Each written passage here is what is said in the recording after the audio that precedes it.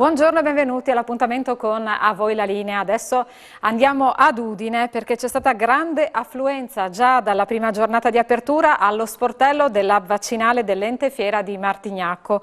Un servizio utile per risolvere le problematiche legate al Green Pass. Ultima mattina disponibile, quella di oggi. Vediamo com'è andata collegandoci con Alexis Sabot che si trova sul posto. A te la linea, Alexis. Sì, eccoci, buongiorno, mi trovo al centro vaccinale dell'Ente Fiera di Martignacco, in questo momento quasi vuoto praticamente, perché è terminata l'attività di sportello, ma tra poco ripartiranno le vaccinazioni. Ma partiamo appunto con l'attività di sportello assieme a Stefano Miceli, che è uno dei referenti del centro vaccinale, per capire come sono andati questi 3 giorni. Questa mattina è stata, diciamo, l'ultime ore disponibili per risolvere i problemi legati al Green Pass. Sì, questa è stata l'ultima delle 3 giornate attivate questa settimana per la risoluzione appunto delle problematiche relative al Green Pass da guarigione o da vaccinazione. È stata un'iniziativa molto apprezzata dai cittadini, abbiamo risolto in 3 giornate centinaia di casi, abbiamo gestito circa 500 utenti nei nostri sportelli. L'iniziativa è stata talmente apprezzata che abbiamo pensato di riproporla già la prossima settimana, quindi nelle giornate di lunedì, martedì e venerdì della prossima settimana ripeteremo l'iniziativa per agevolare, insomma, ad aiutare tutte le persone che si sono trovate in difficoltà con tematiche di questo tipo. Significa che le difficoltà ci sono state, ma appunto la gente ha bisogno di risolverle e arrivando qui ha trovato maggior sollievo anche. Assolutamente sì, siamo stati in grado di risolvere l'85% dei casi direttamente in sportello. Il restante 15% è stato preso comunque in carico e verrà risolto da noi, insomma, nei giorni successivi. È stata un'iniziativa molto apprezzata dalle persone. Quindi prossima settimana nelle stesse giornate, nello stesso orario? Allora, lunedì, martedì e venerdì dalle 14:30 alle 18:30. Voi siete sempre qui, che lavorate, siete attivi, ma quanto è importante avere la protezione civile regionale, i volontari che vi aiutano nel coordinare anche le operazioni anche di ingresso e uscita. La protezione civile è stata fondamentale, senza il loro prezioso aiuto non saremmo arrivati fin qui. Veramente un ringraziamento speciale a tutti i volontari della protezione civile. E Matteo Colautti è uno dei funzionari della protezione civile regionale, è qui e ci racconta un po' com'è stata la vostra avventura, insomma, nello sportello, ma non solo, perché voi gestite anche le giornate di vaccinazione. Sì, buongiorno a tutti. La nostra avventura è improntata a uno spirito di servizio e di aiuto alle richieste della comunità e quindi della sanità, che in questo momento ha bisogno di supporto. Glielo stiamo fornendo attraverso l'aiuto indispensabile dei volontari di protezione civile, sia dei gruppi comunali che delle associazioni, che solo qui in questo centro hanno erogato più di 20.000 ore uomo, vedendo impegnati almeno 10 gruppi comunali e non meno di 6 o 7 associazioni quotidianamente dalla mattina alla sera in maniera indefessa e devo dire davvero lodevole. Ma durante la pandemia la protezione civile è stata sempre al fianco dei cittadini, li avete sempre aiutati e anche qui, insomma, tutti vi volevano ringraziare per il supporto. Beh, il ringraziamento va principalmente ai volontari che senza chiedere nulla prestano il loro tempo e la loro opera a titolo completamente gratuito nei confronti della comunità. Non solo qui, ma anche al numero verde che abbiamo presso la sala operativa e che sta dando in questo periodo e da lungo tempo ormai, dall'inizio della pandemia, un supporto alla cittadinanza. Ecco, lo sportello vi sta aiutando, agevolando un po' il lavoro anche per quanto riguarda il numero unico che appunto chiamano per darvi una mano, per chiedere aiuto, ma lo sportello vi ha agevolato un pochino? Indubbiamente, tenete conto che il numero unico è aperto dal lunedì al venerdì, sono ingaggiati volontari la mattina e il pomeriggio, associazioni prevalentemente ma anche gruppi comunali e l'apertura di questo sportello in questi giorni ha agevolato e ha ridotto almeno in parte il carico di chiamate che arrivano nei confronti dei volontari del numero verde che stanno anche loro offrendo un servizio davvero encomiabile. Un bel lavoro di squadra e ora raggiungo Monica Gri perché alle 13:30 partono le vaccinazioni. Come sono i numeri oggi? Allora, oggi abbiamo circa 500 prime, seconde e terze dosi di vaccinazione e poi abbiamo anche la seduta delle vaccinazioni pediatriche, almeno circa 150 persone. Quindi numeri un po' più bassi, però insomma l'attività si svolge a pieno regime. Sì, i numeri stanno calando, però l'attività comunque continua presso questo centro. Tu comunque eri coinvolta anche nello sportello, ti abbiamo vista lavorare anche qui per risolvere diverse problematiche. Sono state più le problematiche legate al Green Pass da vicino, Green Pass da appunto guarigione o un po' di tutto? No, c'era un po' tutto in generale, principalmente c'erano problematiche riguardanti il Green Pass da guarigione, che comunque sono state, insomma, come abbiamo detto precedentemente, risolte. Grazie a Monica Gri, grazie a tutti voi, Stefano Miceli, alla Protezione Civile, grazie davvero per tutto quello che fate. E allora lo sportello sarà attivo già dalla prossima settimana e quindi per chi ha delle problematiche può rivolgersi nuovamente all'Ente Fiera di Martignacco. Grazie, a voi la linea. Grazie Alexis, noi voltiamo pagina. 30 anni da Tangentopoli, era il 17 febbraio 1992 quando Mario Chiesa, presidente del Pio Albergo Trivulzio e membro di spicco del PSI milanese, fu arrestato in flagranza di reato mentre intascava una tangente di 7 milioni di lire. Fu lui a rivelare al pool di Antonio Di Pietro la corruzione del sistema politico. Iniziava così Tangentopoli. Ad arrestare il politico fu Roberto Zuliani, oggi sindaco di Mortegliano, all'epoca comandante della prima sezione del nucleo operativo dei Carabinieri di Milano, ospite di Screenshot. Ecco cosa ha raccontato. Partendo da quel giorno, dal 17 febbraio, è stato per me e anche per tutti i ragazzi che lavoravano con me sicuramente un giorno particolarissimo e che non si può dimenticare. Era una Milano particolare, molto ricca, una Milano dove circolavano i soldi, dove c'erano gli affari più importanti. Chiesa era un uomo del Partito Socialista, uno dei punti che individuavano di più il gruppo craxiano, il gruppo socialista su Milano. Ed era anche quello che raccoglieva i fondi per il Partito Socialista. Quando siamo intervenuti quel giorno lui aveva appena incassato 7 milioni da un imprenditore, che era metà dell'importo chiesto, per assegnare a questo imprenditore, Luca Magni, un contratto di pulizia per 140 milioni.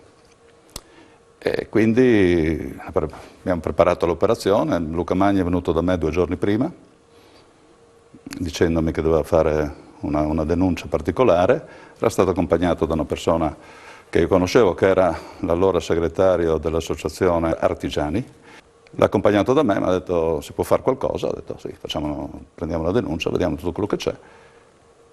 In seguito alla denuncia sono andato da Di Pietro, che era magistrato di turno, e ho detto: ho bisogno di un'intercettazione, necessità di avere un decreto di intercettazione ambientale d'urgenza. Questi 7 milioni sono state tutte le banconote fotocopiate e una ogni 10 sottoscritte da me e da Maresciallo Deiannello, che era lì con me, e da un altro carabiniere. Dopodiché le abbiamo consegnate e Luca Magni è entrato. Sia la microtelecamera che la microspia erano in funzione, fuori avevamo il punto di ascolto. Magni è stato accompagnato da un maresciallo fino alla segreteria, poi è entrato da solo, il maresciallo ha atteso fuori. Nel momento in cui dall'ascolto sono uscite le parole: va bene, mi dia questi soldi, gli altri me li porterà la prossima settimana, siamo intervenuti.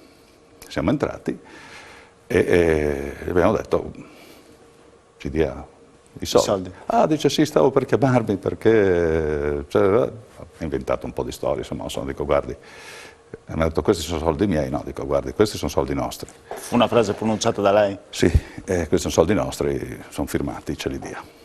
Ma è vero che nascosa altri soldi? C'aveva altri soldi? Abbiamo trovato altri 100 rotti milioni. Sì. In contanti a casa sua nel cassetto del comodo della Camera. Nei giorni seguenti abbiamo iniziato ad indagare a 360 gradi sulla persona per vedere tutto quello che c'era.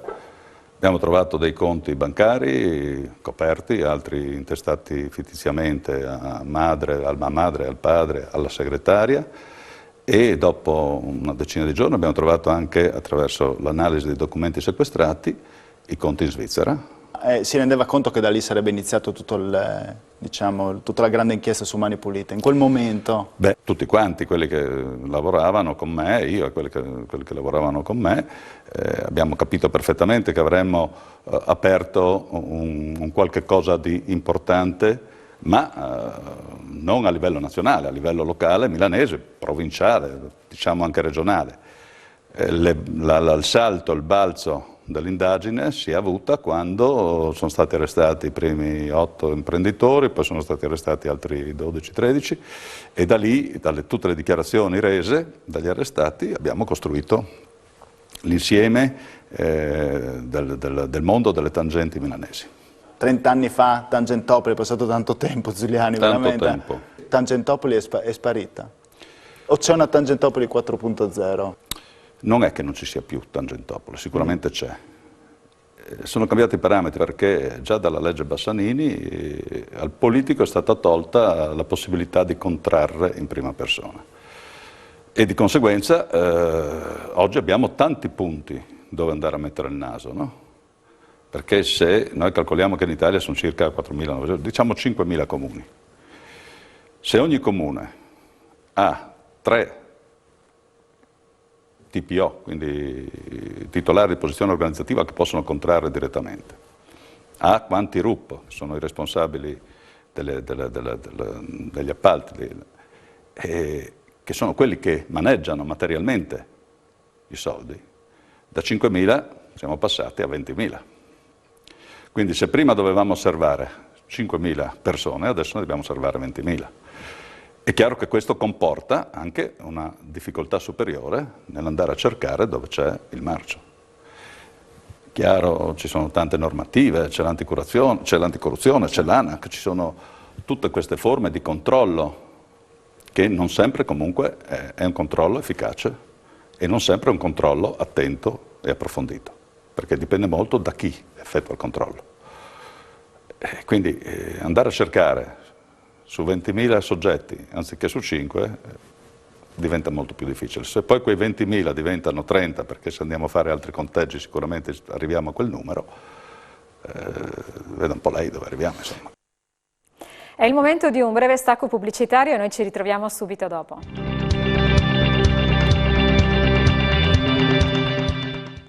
Rieccoci nuovamente assieme, apriamo con un'ultima ora che ci è arrivata in merito alla tragedia di Pinzano, perché è omicidio colposo e incendio colposo. Queste le ipotesi di reato a carico di ignoti formulate dalla Procura di Pordenone nel procedimento penale in relazione all'esplosione avvenuta ieri mattina appunto a Pinzano al Tagliamento, nella quale è morta la commercialista 63enne Nelly Tramontin.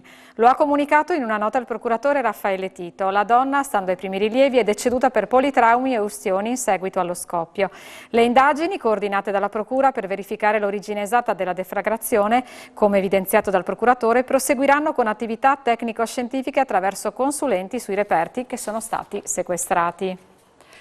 Cambiamo argomento. Calligaris, leader nel settore dell'arredamento e dell'illuminazione a livello internazionale, inaugurerà venerdì alle 10 vicino al quartier generale di Manzano il primo factory outlet dedicato ai 5 brand del gruppo.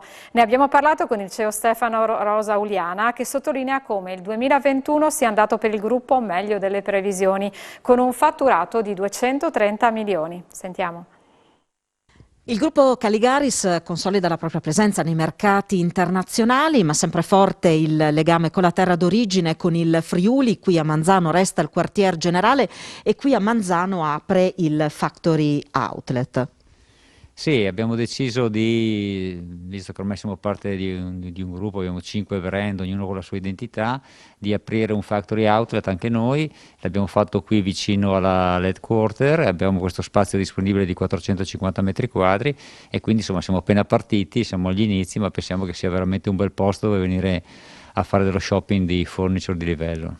Quindi prodotti di grande qualità che vengono messi a disposizione a dei prezzi vantaggiosi, quindi insomma una interessante opportunità anche per i cittadini di questo territorio.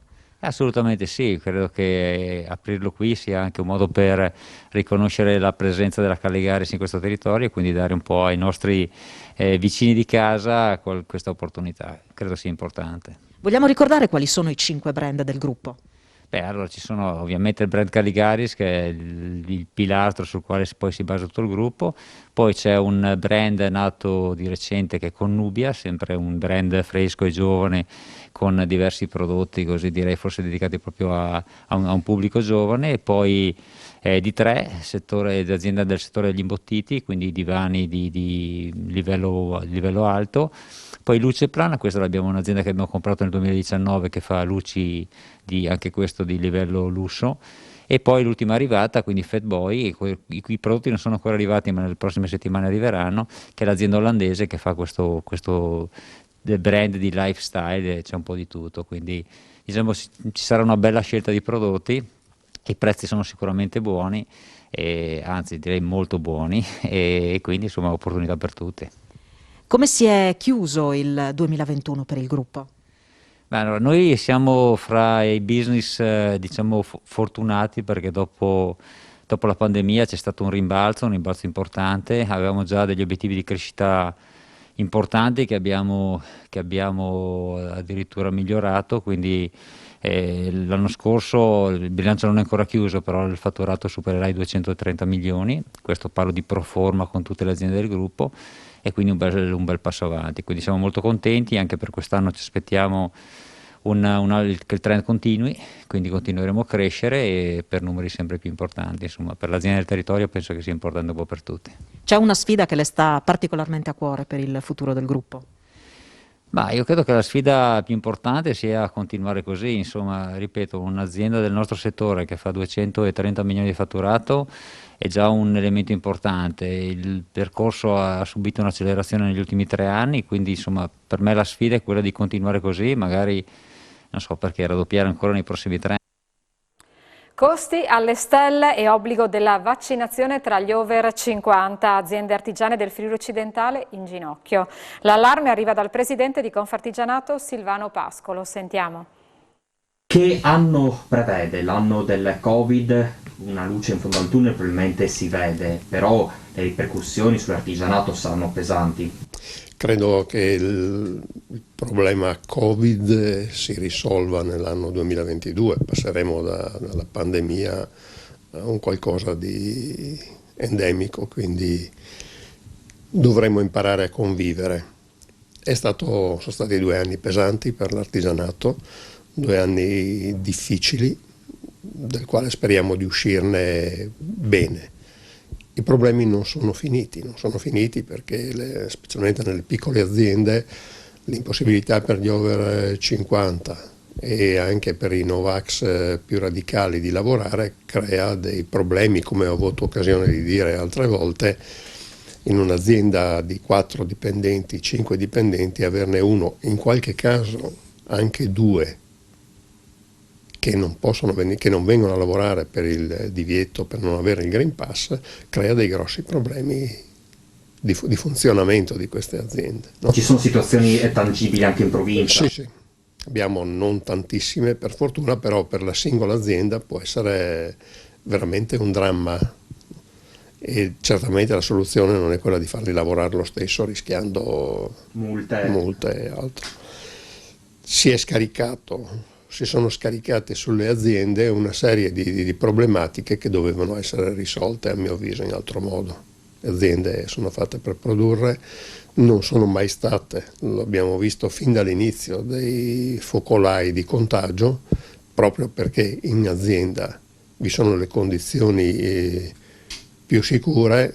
Presidente, quali settori dell'artigianato possono essere messi maggiormente in crisi? A me viene per esempio in mente quello del trasporto, gli autotrasportatori caro benzina e ovviamente anche il mix con l'obbligatorietà della vaccinazione. Sì, lì passiamo ad un'altra serie di problematiche che interessano tantissimi settori. Andiamo dall'autotrasporto, lo ha citato molto opportunamente, con il prezzo del gasolio che è schizzato, è andato alle stelle, e raramente hanno dei contratti questi trasportatori che permettono di trasferire sul cliente tutto l'onere, il maggior onere che hanno nell'acquisto dei carburanti. Ma la questione dell'energia riguarda tutte le imprese. Ce n'è qualcuna, in modo particolare qualche impresa energivora, che si ritrova al collasso. bollette triplicate, l'aumento dell'energia elettrica è del 130%, mi pare, e del 90% quella del gas. Aziende che hanno un forte consumo di energia elettrica o di gas, e sono tante, sono veramente messe in croce. Quale soluzione vede all'orizzonte, ma soprattutto nei tavoli più opportuni, che voce far sentire? Noi facciamo sentire la nostra voce a chi ci governa, sperando che ci ascolti e soprattutto che trovi delle soluzioni, perché mentre su altre problematiche, quelle legate ad esempio ai bonus e super bonus, la soluzione può stare in capo al nostro governo, la soluzione del problema dei rincari dell'energia è un problema globale che ci travolge e non credo abbiano tutti gli strumenti necessari per farvi fronte e per risolvere questo problema, che il caro energia, ma si affianca all'esplosione dei costi delle materie prime, alla difficoltà di reperirle. Abbiamo tempi di consegna che si sono dilatati al massimo, proprio oltre che il prezzo, per l'indisponibilità dei materiali, per le coibentazioni delle case che vanno di moda con i super bonus. Siamo a consegne dell'ordine dei 5-6 mesi. Capisce bene che andiamo oltre tutte le ipotesi di creare del lavoro e delle occasioni per rilanciare l'economia e la sicurezza anche delle nostre case, le classi energetiche che migliorano, eccetera. È brutto dirlo, Presidente, ma prevedete una marea di chiusure, di fallimenti per quest'anno? No, io spero vivamente di no. Come è accaduto negli anni passati, c'è una forte contrazione delle imprese artigiane, spesso dovuta al fatto che le aziende, quando il titolare arriva vicino alla pensione, sceglie la pensione e chiude l'azienda. Più che di fallimenti, perché tutto sommato il comparto, pur tra mille difficoltà, si è difeso abbastanza bene, riconvertendosi, cambiando modo di pensare, modo di fare impresa, ma hanno resistito non male, in una maniera significativa e importante. E adesso parliamo di musica con Daniele Paroni, che si trova in compagnia di Giulia Carlutti, reduce dall'esperienza come orchestrale nel recente Festival di Sanremo, una friulana che coltiva la passione per il flauto traverso da quando ha 3 anni. Sentiamo.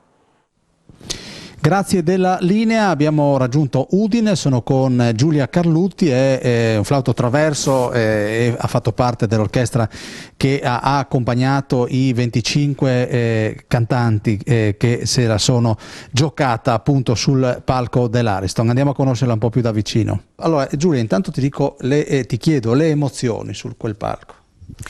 Beh, è molto bello stare su quel palcoscenico, più che altro è una realtà molto, molto diversa dal teatro classico, è uno spettacolo televisivo, quindi ci sono tanti fattori, no, che fanno emozionare. E come può essere ovviamente il fatto di conoscere personaggi dello spettacolo, famosi cantanti importanti anche della storia della canzone italiana, e quello è il lato insomma più bello, poter suonare con loro e poterli conoscere. Flauto traverso, ricordiamo che tu ti sei diplomata a Udine nel 2005, ma fra i big qual è stato il cantante più riconoscente? Devo dire tutti molto riconoscenti, e soprattutto Iva Zanicchi, diciamo i vecchi, consideriamoli vecchi, quindi Iva Zanicchi, Morandi, Ranieri, ma anche Noemi. Emma, tantissimo, Emma e anche la Michelin, insomma sono molto molto riconoscenti all'orchestra, ma devo dire che piace veramente a tutti, è un'occasione unica comunque poter suonare con un'orchestra a loro disposizione, e non capita tutti i giorni a loro, diciamo. È giusto che abbia vinto chi ha vinto? Sicuramente sì, diciamo così, al pubblico è piaciuto molto.